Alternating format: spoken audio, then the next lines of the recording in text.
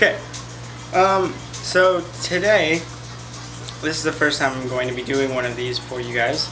I've come to recently know that a lot of people like my tutting. They're like, dang, that kid, he's kind of shitty, but his tuts are like,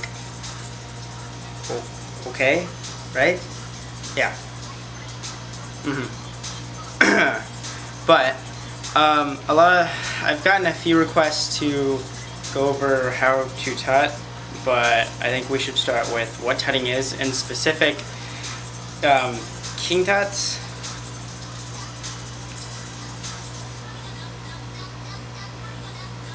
rather than finger tuts, because there's definitely a difference, and when you say tutting, I'm expecting king tuts. So first we're gonna go over what is tutting for most people. Tutting is making boxes, box,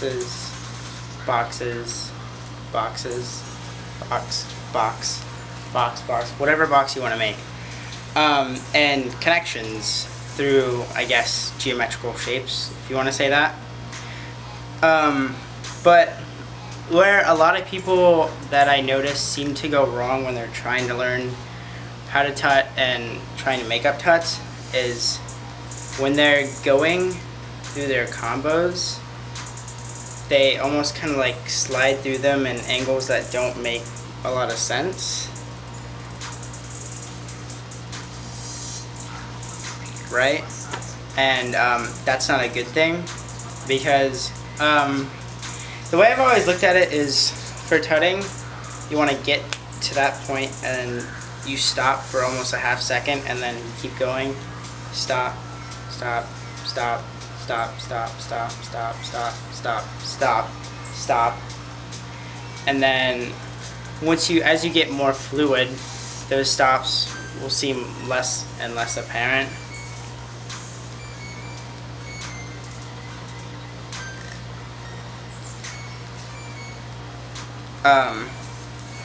And it'll become a lot more fluent for you on the basis of tutting in general, and flow in general for gloving. It's hot as balls out here because I live in Florida, but we're gonna ignore that. So I'm gonna be going over in this basic video some 2D ideas that you want to build off of when you first start tutting. Actually, before I even do that, we're going to talk about angles. And I have pretty shitty angles. Don't tell anyone. Because I have problems with bending my arms back like that. My angles like this are okay. They're still not that great. But anyways, the way to get them better, because a lot of people have problems with like doing that when they're doing these angles, and having their angles like that when they want to be doing something closer to that,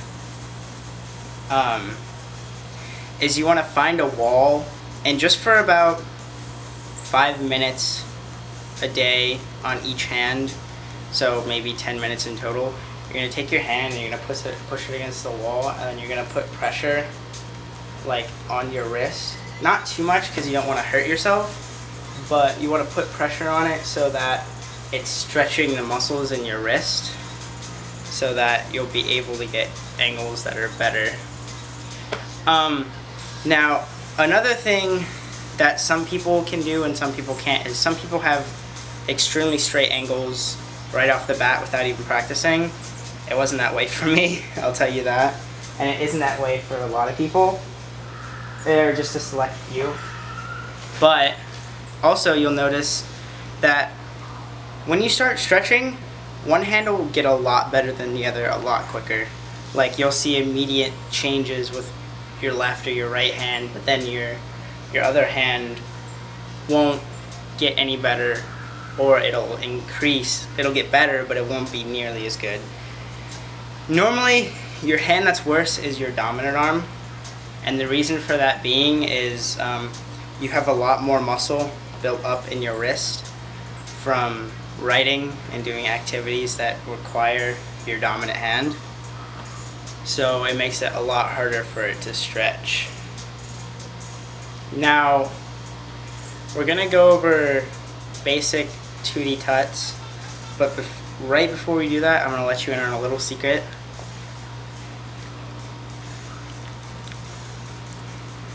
If you wear jackets in your videos, no one can tell you have bad angles unless they're like that. That's a trick I've learned to hide angles. I know it sounds really bad, but if you're wearing jackets, you almost can't tell that you don't have very good angles. And people won't notice as much if your angles are off a little bit. If you're wondering what I'm doing, I'm wiping off my face with a towel. Yay, Florida.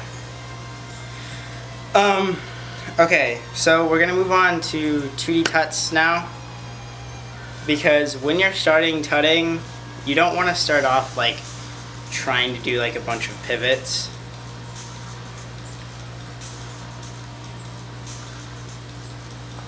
You just want to start off with like simple stuff, right? Just tuts that stay on this wall plane, this flat wall plane. So I'm not pushing my hands forward, and I'm not pushing them back, and I'm not putting my tuts like that. I'm not rotating anything, but you're staying on this.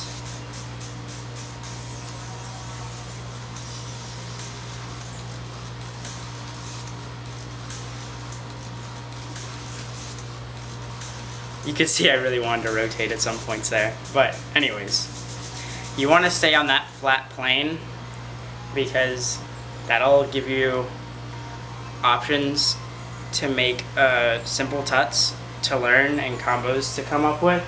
Because another thing I see a lot of people do is they try to get into way too many in-depth concepts with their tutting when they really shouldn't even be trying to do that just quite yet. Now, with tutting for me, I've always been kind of good at coming up with concepts for absolutely no reason. It's just all my angles and things weren't there at some point. But for a lot of people, they have trouble with concepts for tutting, but there are a lot of things that a lot of people don't think about.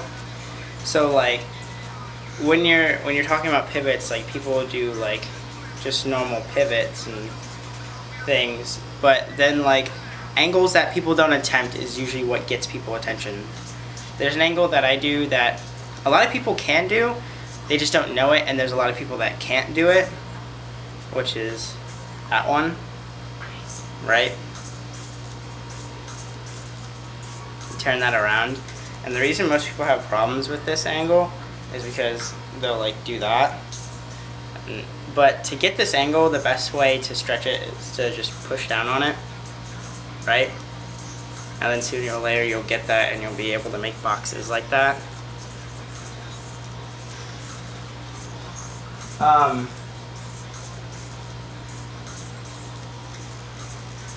Another thing that people have problems with is transition. Like they're trying to freestyle their tuts when they really shouldn't be.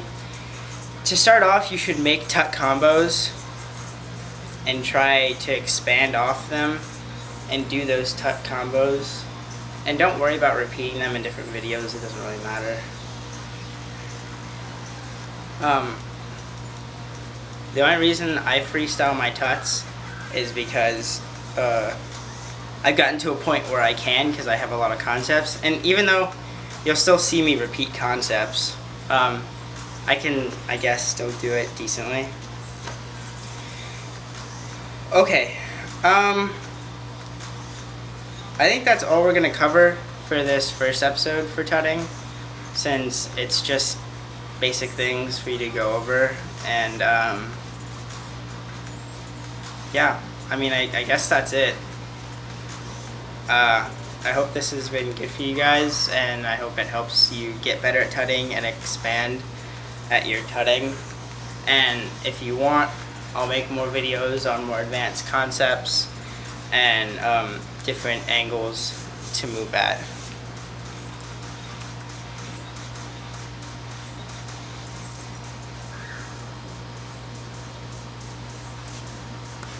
That's it for this. Bye.